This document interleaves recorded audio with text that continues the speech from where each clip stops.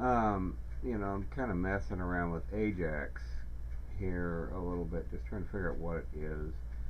And one of these examples was interesting because it actually deals with a XAML file. So this is the first time I've actually seen any kind of processing done with a XAML file out in all these damn tutors I've gone through, Java, JavaScript, HTML, PHP, etc. Um, even looking at JSON files and so forth, I haven't seen those processed yet. Anything actually done with them. I've seen them converted from, like PHP to and from PHP to Java. I mean to XAML or to JSON or to JavaScript or what have you. But I haven't seen them actually used for anything. Anyway, this is actually used. You can see the results here. And Ajax, interestingly enough, just seems to be kind of centered around this one object. For the most part, it's an object that basically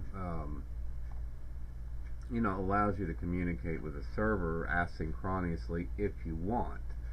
So it's this XAML HTTP request object. You got properties and methods and so forth associated with it. But anyway, I guess that's sent off and processed to the server. I haven't gotten to that bit yet. But I did want to show you, the kind of the structure of a XAML file while I was at it, since I've hardly covered that at all. Let's see here. Yeah, but what they're doing, and this is kind of interesting too, is that even though this has a section, catalog, and it also has a CD thing in here, because these files are formed with tags. At the bottom you can see there's a tag to in the catalog, so it's all kind of like HTTP in many ways. Again, that's why it's verbose. I mean, JSON's a lot better, but it's still pretty straightforward. But what we're doing here basically is this area here, this paragraph. This is where we're going to put our output, because this sheet starts out basically blank with the exception of this title here. That title there. But then they create our looks like some variables here, and again, in JavaScript it's actually necessary to do this, unless you have the strict enabled, which may or may not be a good idea, to enable strict mode on JavaScript. But as a formality, they're taking care of that at the very least. Okay, so they're setting our object up, making a new instance of it, because it's actually I guess its own class or whatever. And then they're operating on some of the assigning a property here apparently. Well, basically, yeah, I guess you can assign that property a function name. So that's interesting. So that means the JavaScript object, I guess you can do that, assign methods to it. I mean, I assume there's a this is a method stub or something, so I guess you can assign a method to it, because that's what they seem to be doing. This is one of those personalized methods or whatever. I forget what they call them, but the ones that are the functions that are defined inside the code as opposed to being generally declared. So they're inline, but they got to be declared before they're used. Whereas the other ones don't. They float to the top or whatnot. Their scope does. But at any rate, let's see. They're basically testing some of the properties of using this keyword, which applies to this object here, I assume. You know, so this response, you know, setting that to that. So these are communications operation, which I'm just kind of glancing over this, just trying to see what it is. So I was trying to relay what I've learned about it. You know, even though I don't understand fully all this. You know, at any rate, right here is where they're actually going and assigning, you know, we're assigning variables, you know, and this is basically going to create an array, you know, of X and Y, and I added this Y here, so, but it's basically selecting elements by tag name, so, you know, you don't have to worry about the catalog and the CD part, but you can just go specify, you know, have it search the whole document and pull an array out based on, you know, artist and title, as you can see here. So it creates an array of that object, then you just kind of cycle through the array, you know, and access every, you know, index, you know, that array, which apparently actually is a pretty complicated array, I suppose, since it's got child nodes in it, and yeah, I mean, you know, it's basically formed based on our XML doc thing. So XML doc, that's interesting. You know, it's not really declared as anything, is it? Yeah, no, it's, you know, this, okay, so this is what's sent back from our object here. So basically it's a response.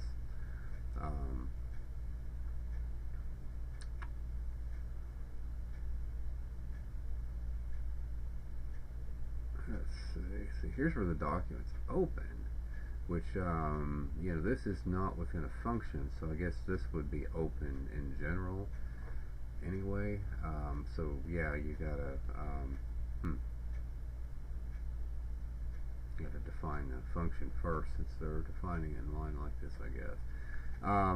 But at any rate, you know, yeah, we cycle through and, you know, create this by, you know, accessing the child nodes and, you know, and the node value. I guess that's what you need to do to get to the value of it. But at any rate, that'll print this stuff you see over here, and it'll go through and do it, you know, until it reaches the length of X in this case.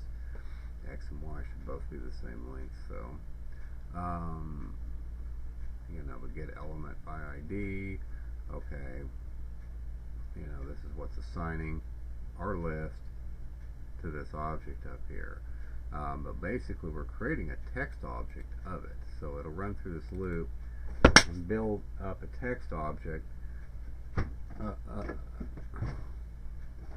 of it, you know, as it goes, and then when it's done, it actually goes and assigns it to this, you know, this empty paragraph here. So, and then down here it's opening our XAML file for some reason. So,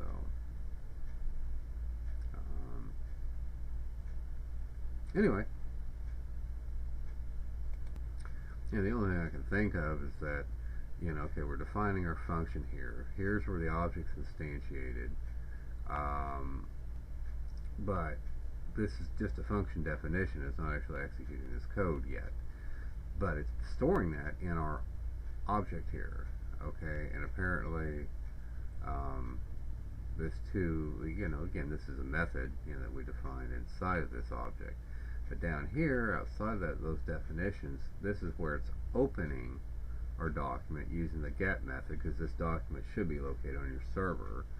So, and I guess true is for asynchronous mode. So it's opening, you know, this file with a get method, and then, you know, sending it. So, so I guess you got to open it and then hit send, and then I don't know. I mean, because, you know, open it, doesn't that imply that?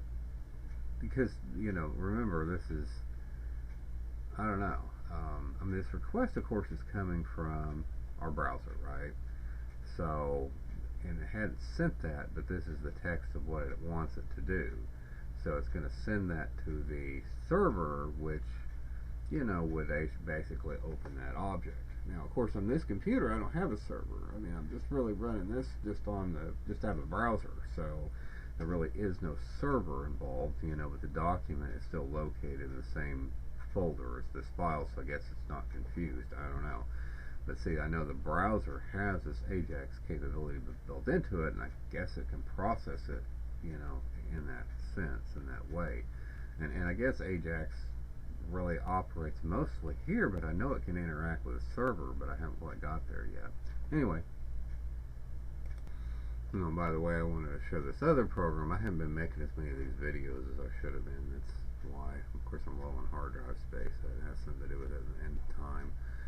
But here's the first demos. This is actually 3 demos in one. These are 3 different ways of doing the same thing, but they involve Ajax and how it can, you click a button, it can come back and change your document, dynamically. So, of course, this doesn't quite work right, and I'm not quite sure why that is.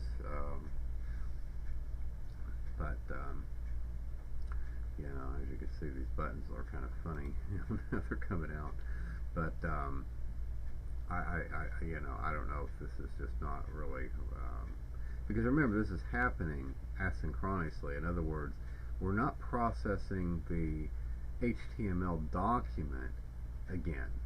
That's the whole point of Ajax, is that you can send a command out, okay, and have it bring data back from the ether and affect your document without reloading the document. And that's why the buttons are kind of doing this, because we're not reloading the actual document. So, again, sometimes things can get a little screwy when you do that.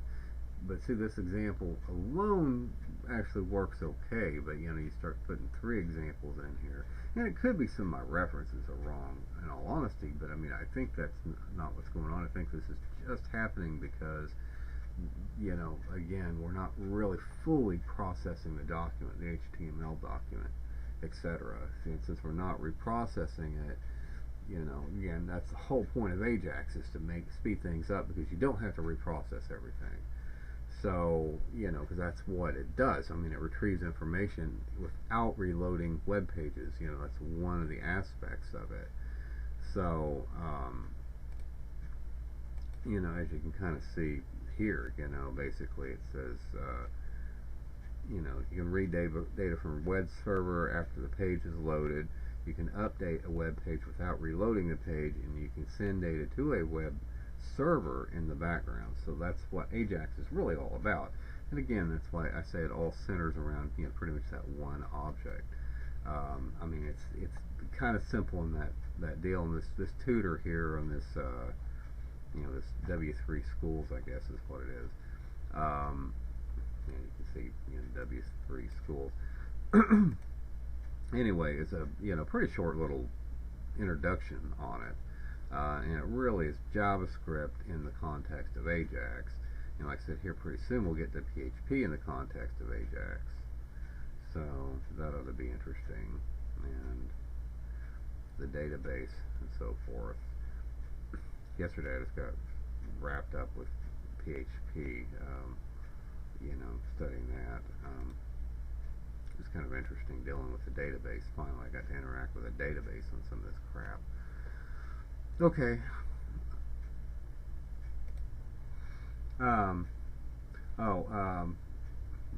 Let's see. No, that's not it. Right here, this I have run on the server, and you can see that it gives you like name hints and that kind of thing, and it's using, I've got a file just like this. It, uses PHP and MySQL. But this actually just uses a straight PHP and Ajax. And the other uses Ajax, PHP, and MySQL. But this is just PHP and Ajax. So,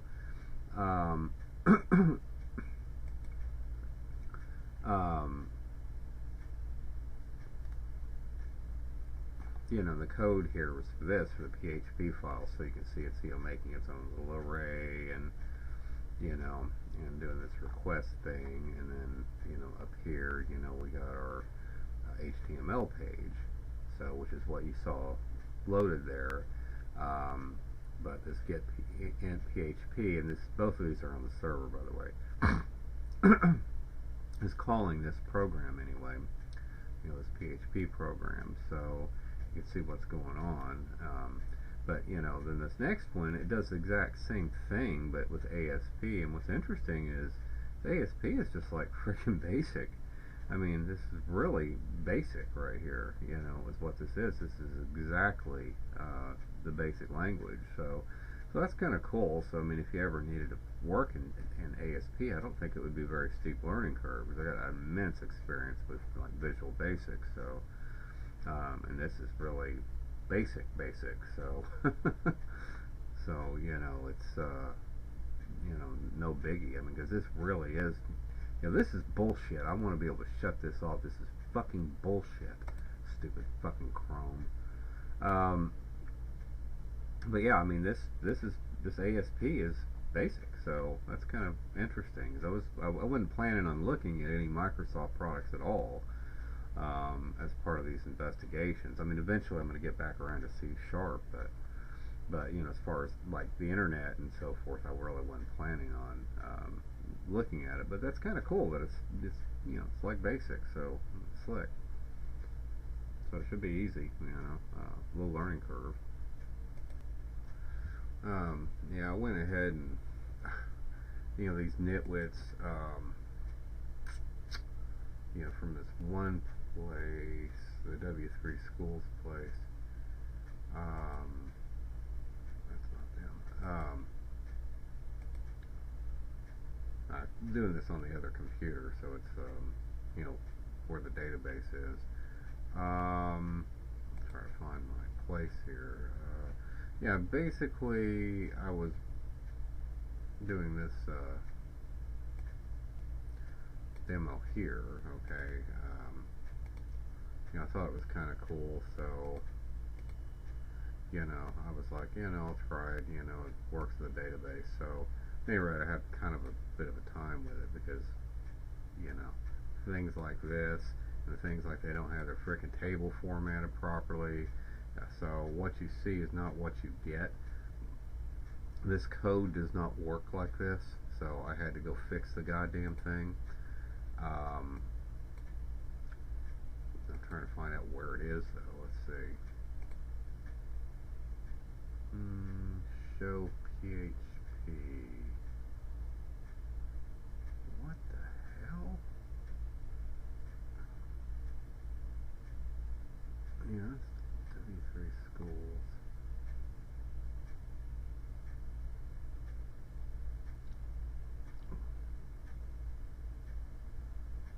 Let's see. Okay, it's not that one. Okay, yeah, I guess it was this one, this Ajax database. Okay, but yeah, I mean, it does not work like this, and it does not work like they had it in that little example. So, like I said, you can clearly see the difference here. Of course, this isn't the whole code, and I had to adopt it as my database. And they didn't provide a database, so I had to go fucking type the goddamn thing in and try to figure it out. And I ended up doing it different than theirs, because I didn't realize that they're using text identifiers for the ID instead of unique auto-generated identifier. Anyway, would have been a lot simpler if I would have had a fucking database and didn't have to go key in all this information on my own. But it's okay. But that's why I created a script to actually create the table in the demo database that we were using on I was using on the PHP demos. So, at any rate, I got it to work. So it was a pain in the ass, but I did get it to work with a few modifications. So, as you can see here,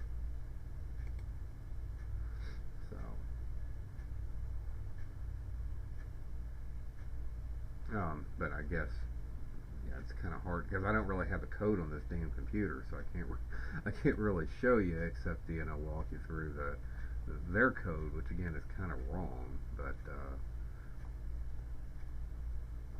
let's see, where the try it for yourself. But yeah, I mean, that's pretty much wherever that tag is. Well, this is a style.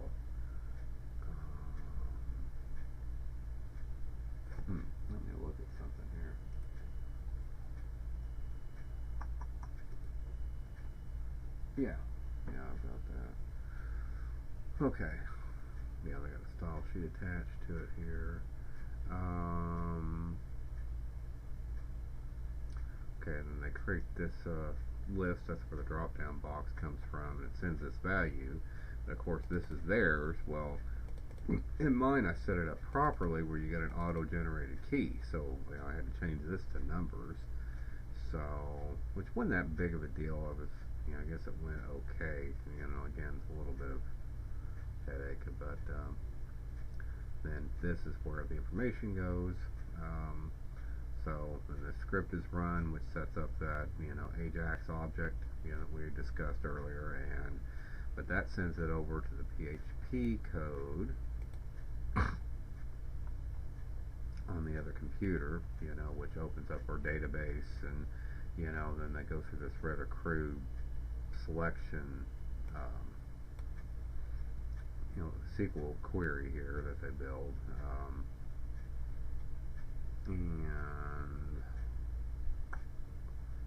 then they go through this, which I'm not exactly clear on what they're doing. Again, I'm really not on PHP right now, and in this part of it, I'm not really sure. Because again, these assholes are such idiots. I don't even know if I want, if I want to really try to figure it out. Because, like I said, I'm just not really quite sure. But I can tell you they're, creating some kind of an alias here. They're binding a result. But this is some kind of an object. This HTML is using that stupid arrow thing that I hate. Okay, well, saying that equals this dot prepare SQL. So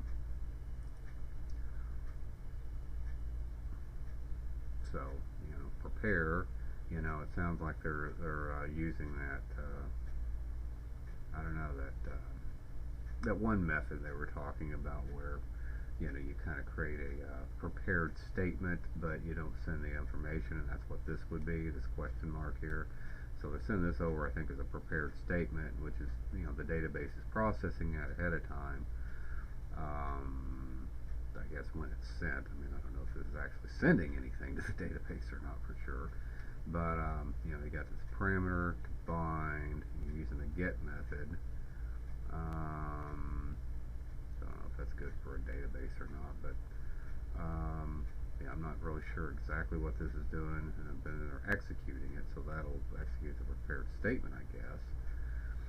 But still, I would think if this was called, they would already have this information. It's kind of weird, but often they'll do this for security. They'll separate the data from the SQL statement, to